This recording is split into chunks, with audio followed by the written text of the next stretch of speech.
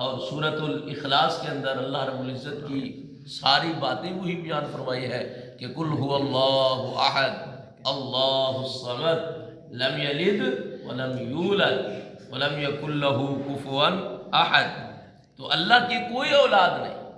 اور یہاں سے یہود و نصارہ کے دعوے کی تردید اور پھر اس امت محمدیہ کے اندر ان کلمہ گو مشرک لوگوں کے عقیدے کی تردید جو کہتے ہیں کہ اللہ کے نبی جو ہے وہ نور میں سے ایک نور ہے، اللہ کے نور کا حصہ ہے، فاطمہ حسن حسین علی اللہ کے حصوں میں سے حصے ہیں، یہ ٹکڑے ہیں.